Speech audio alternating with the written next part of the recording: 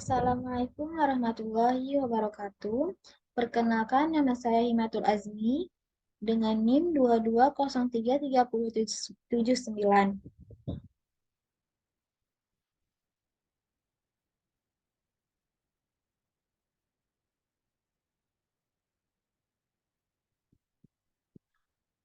Baiklah, di PPT saya yaitu tentang materi paragraf, yang mana akan kita bahas pengertian paragraf, fungsi paragraf, struktur paragraf, ciri paragraf, syarat paragraf, dan jenis paragraf.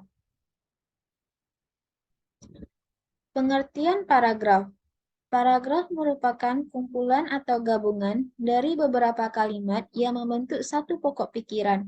Sebuah paragraf terdiri dari satu kalimat utama dan beberapa kalimat penjelas yang saling berhubungan satu pokok pikiran. Jadi, sebuah paragraf bukan terdiri dari satu kalimat saja, tetapi terdiri dari beberapa kalimat. Fungsi paragraf.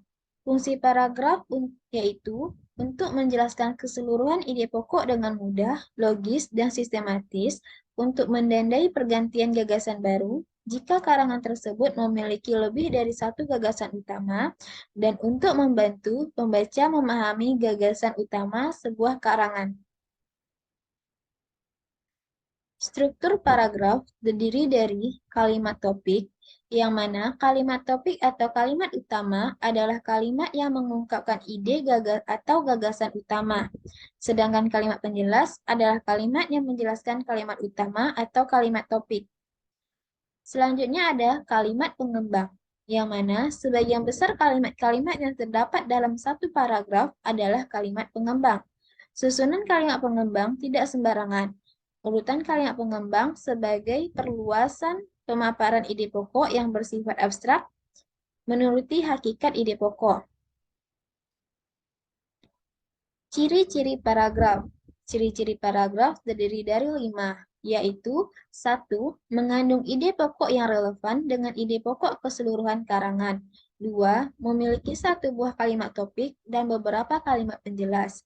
3. Memiliki satu kesatuan makna yang utuh. 4. Memiliki keadaan bentuk dan kepaduan makna. 5. Tersusun secara logis dan sistematis.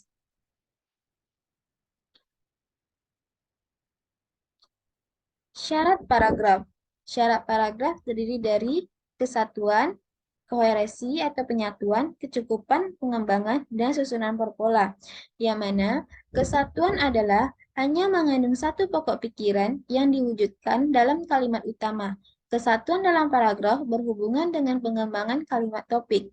Kalimat topik yang akan dikembangkan dapat diletakkan pada awal paragraf dan akhir paragraf. Selain itu, topik paragraf ada yang tersebar pada seluruh kalimat dalam paragraf.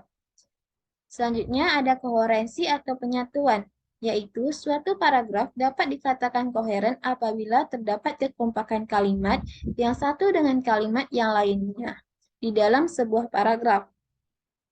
Selanjutnya ada kecukupan pengembangan, yang mana panjang sebuah paragraf ditentukan oleh keluasan topik paragraf itu sendiri. Bila topik itu agak luas, maka kalimat penjelas yang digunakan sesuai dengan tuntutan. Selanjutnya, susunan yang terpola. Menurut Semi, ada tiga susunan yang terpola, yaitu susunan kronologis, susunan ruang, dan susunan logis. Selanjutnya, jenis-jenis paragraf. Jenis paragraf terdiri dari berdasarkan kelengkapannya, yaitu paragraf sederhana. Artinya, paragraf yang terdiri dari kumpulan satu atau dua kalimat yang membentuk satu kesatuan.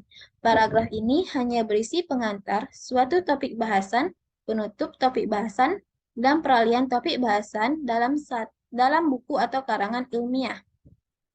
Paragraf sempurna. Paragraf sempurna adalah paragraf yang terdiri dari beberapa kalimat. Biasanya, kalimat dalam paragraf sempurna terdiri dari topik bahasa paragraf, sedangkan beberapa kalimat lainnya menjelaskan topik bahasan paragraf.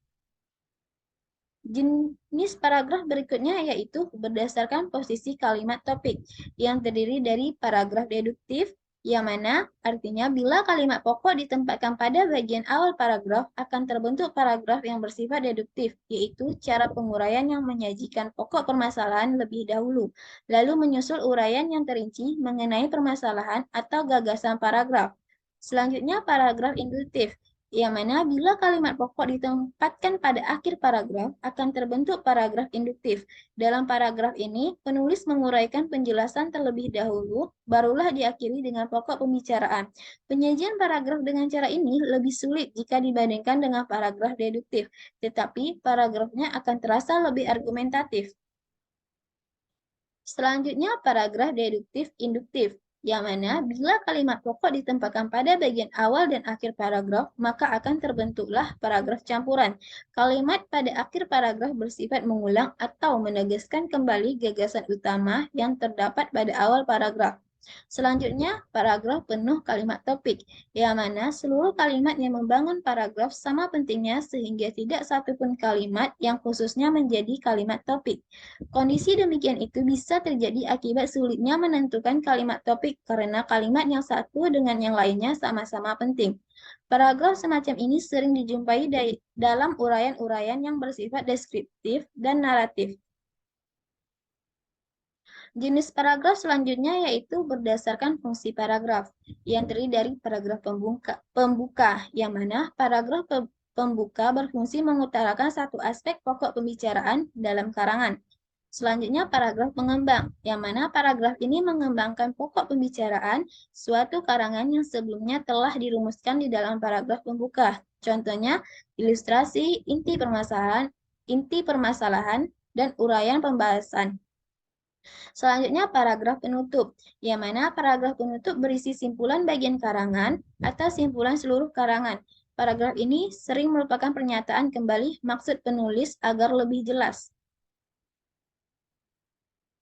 Jenis paragraf selanjutnya yaitu berdasarkan teknik pemaparan paragraf yang terdiri dari narasi, yang mana narasi merupakan bentuk percakapan atau tulisan yang bertujuan menyampaikan atau menceritakan rangkaian peristiwa atau pengalaman manusia berdasarkan pengembangan dari waktu ke waktu.